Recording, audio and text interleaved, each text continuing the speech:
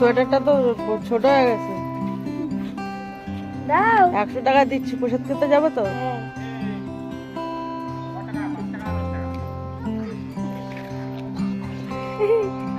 বলছে পাগল নাকি? তোরা ওই গেট ধরেছিস, ওইখানে চাঁদা উঠেছে আর ধরছিস না কেন? কালকে কালকে কালকে আর সময় কোথায় দেয়? আজকে লাস্ট।